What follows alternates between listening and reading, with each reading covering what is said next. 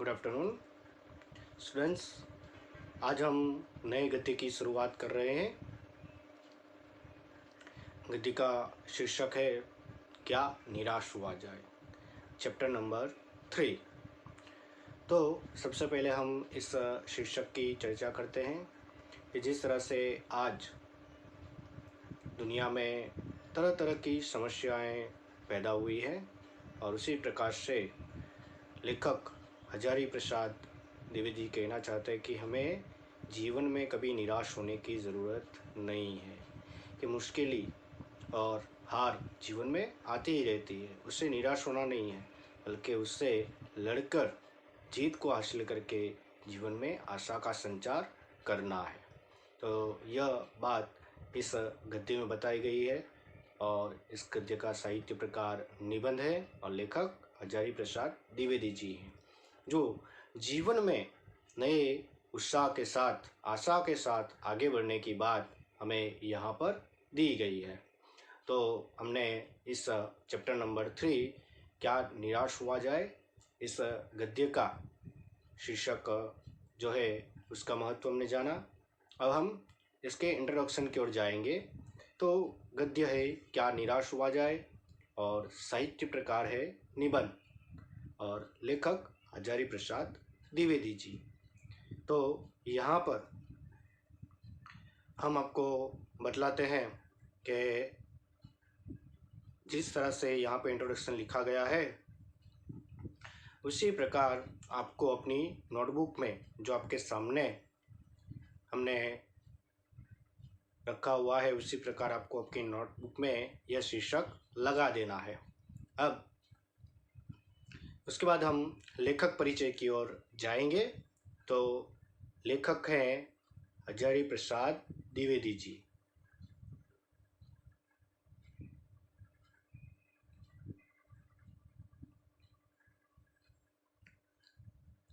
तो हजारी प्रसाद का जन्म सन 1907 और निधन यानी कि मृत्यु सन 1979 में हुआ था। आचार्य हजारी प्रसाद द्विवेदी जी का नाम बलिया यानी कि उनका जो जन्म है वह बलिया उत्तर प्रदेश में आए हुए जिले दुबे का छपरा नामक गांव में हुआ था। पारिवारिक परंपराओं के अनुसार संस्कृत का उन्होंने अध्ययन शुरू किया था और उन्होंने हिंदू काशी विश्वविद्यालय से ज्योतिषाचार्य की परीक्षा भी पास की थी। उत्तीर्ण यानी कि पास करना। गुरुदेव रविंद्रनाथ के आश्रम में उन्होंने 1940 और 1950 तक हिंदी भवन के निर्देशक के रूप में कार्य भी किया और उसके बाद तत्पश्चात यानी कि उसके बाद काशी हिंदू विश्वविद्यालय वाराणसी एवं पंजाब विश्वविद्यालय चंडीगढ़ में हिंदी विभाग के प्रोफेसर तथा अध्यक्ष पद पर उन्होंने कार्य भी किया और उनकी ऐसी रचनाओं और उनके कारण भारत सरकार ने उन्हें पद्म भूषण की उपाधि से सम्मानित भी किया था। अब हम इस गद्य के लेखक श्री हजारी प्रसाद द्विवेदी जी की कुछ रचनाओं के बारे में जानकारी प्राप्त करेंगे। तो हिंदी साहित्य जगत में द्विवेदी जी एक निबंधकार, उपन्यासकार, समालोचक तथा शोधकर्ता, इतिहास के रूप में प्रचलित हैं। अशोक के फूल, विचार प्रवाह, कुटज, कल्पलता आदि निबंध संग्रह, बाणभट्ट की आत्मकथा, पुनर्वा, चारुलेख, अनाम दास का पौधा, उपन्यास तथा कबीर, सूरदास, हिंदी साहित्य की आदि कला, साहित्य सहचर, हिंदी साहित्य उद्भव और विकास, जो हिंदी साहित्य की भूमिका में उन्होंने बहुत ही अपना योगदान दिया था, आदि इनके आलोचना तथा इतिहास के ग्रंथ थे। तो ये थे हमारे लेखक इस गद्य के आचार्य हजारी प्रसाद द्विवेदी जी। अब हम इस गद्य के जो सार है उसकी ओर जाएंगे।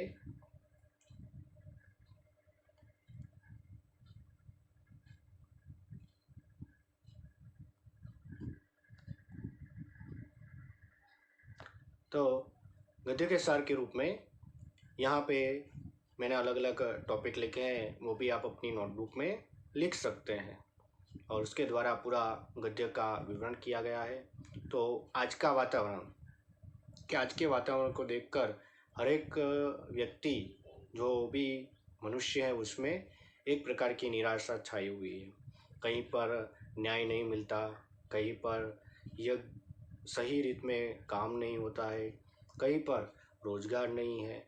ऐसी किसी कई प्रकार की समस्याएं जीवन में उत्पन्न होती है। अब पुराने और नए की टकराव, कि आज पुराने समय और नए समय में एक प्रकार का टकराव हुआ है।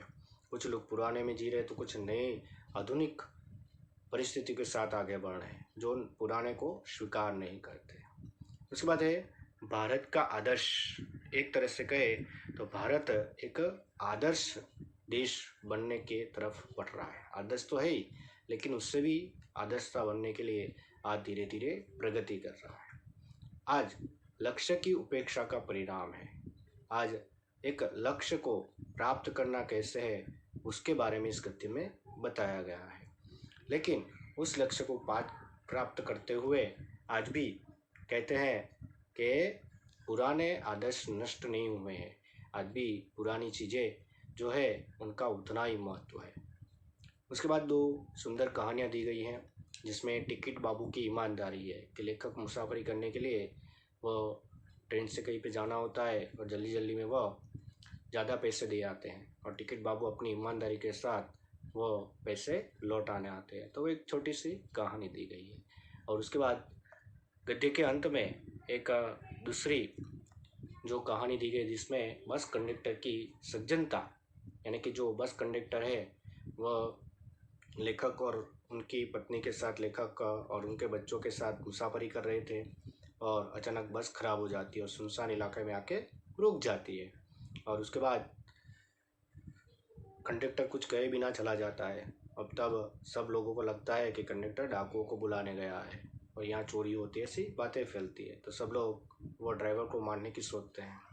फिर लेखक उन्हें समझाकर शांत करता है और कुछ समय के बाद कंडक्टर वह नई बस लेकर आता है। तो इस तरह से बस कंडक्टर की जो सज्जनता है इस गद्य में बताई गई है। तो इस तरह से स्टूडेंट्स, क्या निराश हुआ जाए, गद्य का पूरा सार हमने आपके समक्ष रखा है। आपको अपनी नोटबुक में जो मैंने आपको बताया है उस प्रकार लिख लेना है और जो शब्दार्थ और टिप्पणी है वो भी आपको अपनी नोटबुक में आज लिख लेनी है। अब हम इस गद्य की जो समझूती है वह प्राप्त करेंगे। तो सबसे पहले हम इस निबंध की शॉर्ट में फिर से एक बार जानकारी प्राप्त करते हैं। तो प्रस्तुत निबंध में द्विवेदी जी ने यह समझाया है कि तत्कालीन भारतीय समाज में व्याप्त अनाचार केवल बाहरी स्तर पर है। वास्तव में आज भी लोगों में मानवीय मूल्य के प्रति आस्था कायम है। आज भी देखो तो चोरी, डकैती, कई प्रकार के ऐसे गुनाहित प्रवृत्तियाँ चलती रहती है। लेकिन आज भी कुछ मनुष्य ऐसे हैं जो सही मार्ग पे चलते हैं, रिश्वत नहीं लेते हैं, भ्रष्टाचार नहीं करते, नीति नियमों का पालन करते हैं। तो उसी कारण आज भी मानव मूल्यों में ये आस्था कायम है।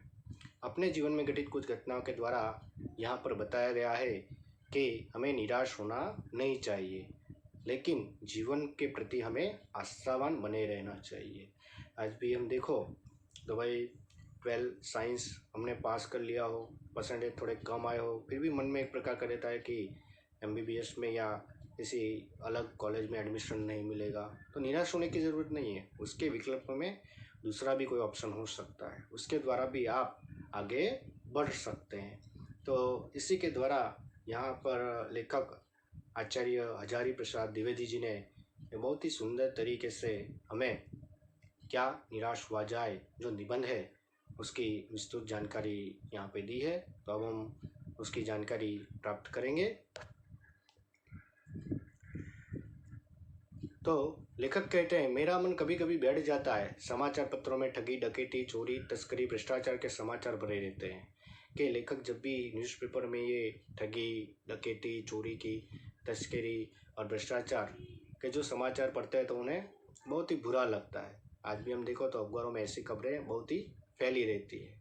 आरोप प्रत्यारोप का कुछ वातावरण ऐसा बन गया है कि लगता है कि देश में कोई ईमानदार आदमी ही नहीं रह गया है।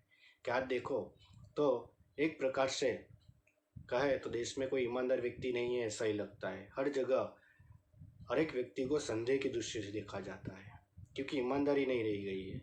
हर जगह पे शक होता है, कोई किसी को लूट लेगा, किसी को ठग लेगा। तो इस प्रकार से आज परिस्थितियाँ ऐसी हो गई, आज का वातावरण ऐसा है। जो जितने ऊंचे पद पे है उतने उतने ही अधिक दोष दिखाए जाते हैं। कि आज जो जितने ऊंचे पद पे देखते हैं वह उतने ही अधिक दोष उसमें पाए जाते हैं। ऐसा हम सोचते हैं कि जितना उत्तराधिकारी होता है वो ज़्यादा रिश्वत लेता होगा, उसके बिना काम नहीं करता है। तो वह बात बताई है। उसके बाद है, एक बहुत बड़े आदमी ने मुझसे एक बार कहा था कि इस समय सुखी वही है जो कुछ नहीं करता है, जो कुछ भी करेगा उसमें दोष खोजने लगेंगे। कि आज के समय में हम कहें कि सुखी आदमी कौन, तो कुछ भी कार्य ना करता हो वो सुखी आदमी। तो आप कहेंगे कि सर वो कैसे है, क्योंकि जो कुछ काम ही नहीं करेगा तो उसमें दोष कैसे निकालेंगे, गलती कैसे निकालेंगे हम, गलती निकलेगी ही नहीं और उनके सारे दोषों को बुला दिया जाएगा। लेकिन जो व्यक्ति कुछ काम करता है तो उसमें कुछ ना कुछ दोष निकालते रहते हैं। यही कारण है कि हर आदमी दोषी अधिक दिख रहा है, गुणी कम या बिल्कुल ही नहीं। स्थिति अगर ऐसी है तो निश्चय ही चिंता का विषय है। अगर जो व्यक्ति कुछ काम करता हो तो उसमें कोई ना कोई दोष अवश्य निकालते हैं, ये ठीक नहीं है, वो नहीं है, लेकिन उसका गुण कैसा है वो नहीं देखते हैं। और स्थिति आज ऐसी ही हो गई है और इसी के कारण ये एक चिंता का विषय हो गया है। आज भी हम देखो, कोई भी अच्छा नेता हो, कोई भी अच्छा व्यक्ति हो, लेकिन थोड़ी गलती हो गई तो हम क्या मानते हैं कि ये ऐसा है वैसा है, गलतियां निकालते रहते हैं। तो इस तरह से आज दुनिया में सुखी वही व्यक्ति है जो कुछ ना करता हो।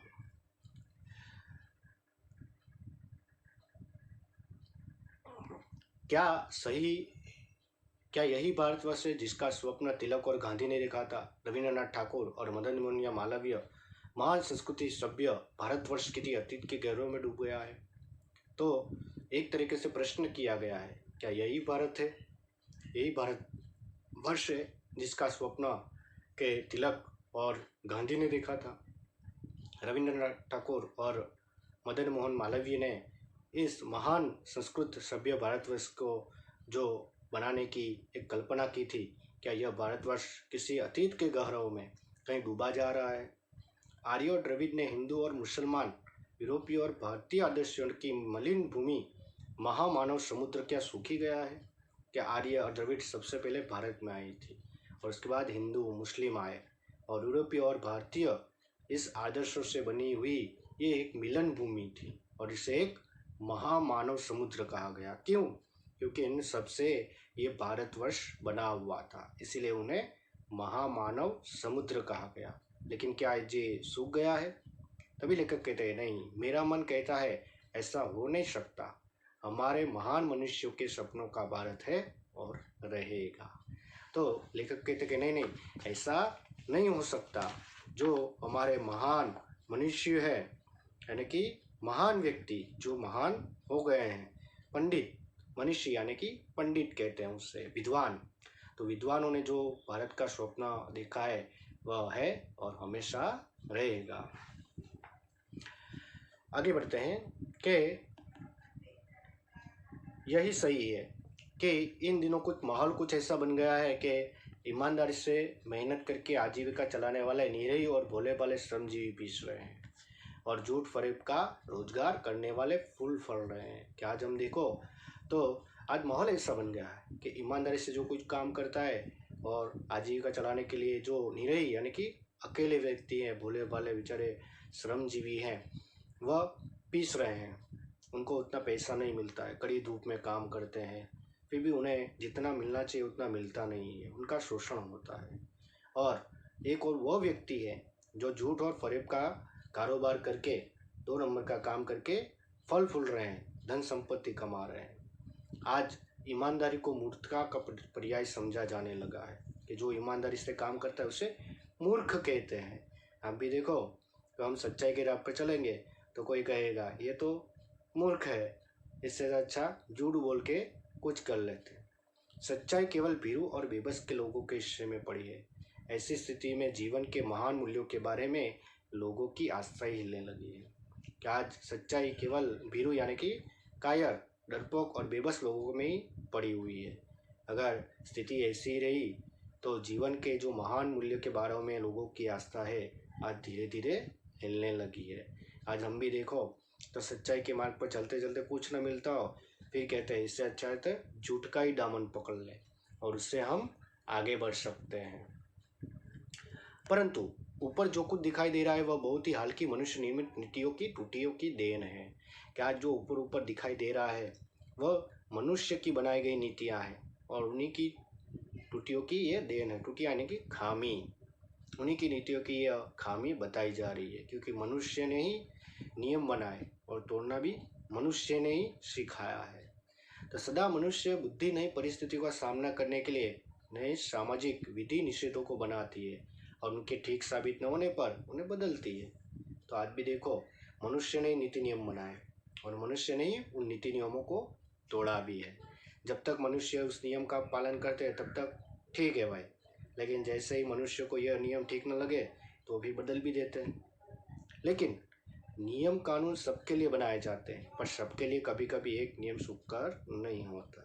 कि नियम कानून तो सबके लिए बनाए गए, आपके लिए, मेरे लिए, दूसरों के लिए, लेकिन जब कोई बड़ा व्यक्ति होता है उसके लिए नियम बदल जाता है। कई बार हम अखबारों में भी देखते हैं, न्यूज़ चैनल में भी देखते हैं कि भाई आम आदमी हो तो उसके लिए कुछ नियम एक ही है लेकिन उस पर सख्ती से पेश आते हैं, जबकि कोई बड़ा मंत्री हो, तंत्री हो या कोई बहुत ही पैसे वाला व्यक्ति हो तो उसके ऊपर उस नियम का कोई प्रभाव नहीं होता है। तो इसी कारण इस नियम में कई प्रकार की खामियां भी होती है। सामाजिक कायदे कानून भी युग युग से परीक्षित आदर्शों से टकराते हैं। इसके ऊपर की सतह आलोड़ित भी होती है, पहले भी हुआ है, आगे भी हुआ, उसे देखकर हताश हो जाना ठीक नहीं है। तो आज भी आप समाज में देखते होंगे कि जो बड़े बड़े व्यक्ति होते हैं वह बड़े बड़े व्यक्ति पैसों के दम पर वह अपना काम करवा लेते हैं, लेकिन जो गरीब है, असहाय है, वह उन नियमों को पालन करते उन्हें सजा भुगतनी पड़ती है। तो पहले भी यह युग युग से चला आ रहा है, पहले भी ऐसा हुआ है और आगे भी होगा, लेकिन जीवन में यह देखकर हमें निराश होने की ज़रूरत नहीं है। अगर हम कुछ खेल खेल रहे हैं, चलिए हार गए, तो क्या हम यह सोचते हैं कि चलो ये खेल तो मुझे अब खेलना ही नहीं है, कि तो मैं हार ही जाता हूँ? नहीं, हम फिर से तैयार होते हैं और फिर से आगे बढ़ते हैं। तो भारतवर्ष ने भी कभी भौतिक वस्तुओं के संग्रह को बहुत अधिक महत्व नहीं दिया है। पहले का जो भारतवर्ष था, आज भी है, लेकिन पहले जो भौतिक वस्तुओं के संग्रह को अधिक महत्व दिया नहीं जाता था। भौतिक वस्तु यानी कि जो जीवन में जरूरी नहीं है, बस उसका केवल संग्रह किया जाता है, उसको पहले महत्व नहीं दिया जाता था। लेकिन आज हर एक व्यक्ति इस भौतिक वस्तुओं का संग्रह करते हैं, खाने पीने की चीज़ों से लेकर आरामदायक चीज़ें, सभी चीज़ों को। लेकिन पहले के समय में हमारे जब दादाजी हुआ करते थे तो पैसे बहुत होते थे, लेकिन फिर भी वह गांव में जो पुराने मकान होते थे उसी में रहकर सुख संपत्ति से रहते थे। लेकिन आज हम भौतिक वस्तुओं में घर में आलीशान जो बेड, अलग प्रकार का सभी सुविधाएं, जैसे टेलीविज़न और ये सारी चीज़ें हम रखवाते हैं, तो आज उसका महत्व बढ़ गया है, लेकिन पहले इसका महत्व नहीं था। लेकिन उसकी दृष्टि से मनुष्य के भीतर में जो आंतरिक तत्व स्थिर भाव से बैठा हुआ था वह चरम और परम था।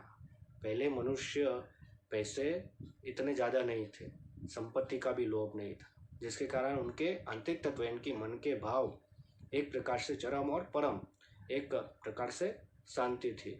लेकिन लोभ, मोह, काम, क्रोध आदि विकार मनुष्य में स्वाभाविक रूप से विद्यमान रहते हैं। तो ये मनुष्य के अंदर होते ही हैं, आप में भी है, मुझ में भी है। लोभ यानी कि एक प्रकार की लालच, मोह यानी कि माया, काम यानी कि वासना और क्रोध यानी कि गुस्सा, ये मनुष्य के विकार हैं।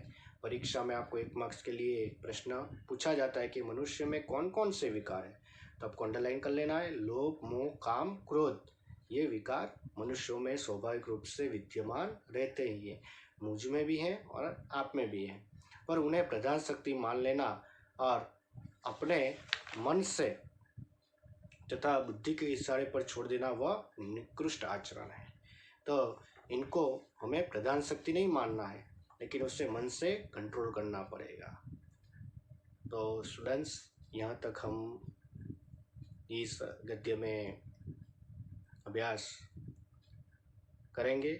अगले लेक्चर में हम इसके आगे जाएंगे और आपको जो सूचना दी गई है, नए पन्ने पे हमने पहला और दूसरा चैप्टर कंप्लीट किया है। तीसरा चैप्टर, वहाँ पर आपको यह शीर्षक, इंट्रोडक्शन और उसके बाद जो लेखक का परिचय और जो हमने साल लिखा है वो भी लिखना तो लिख सकते हैं, और जो शब्दार्थ एवं टिप्पणी है वो आपको लिख लेना।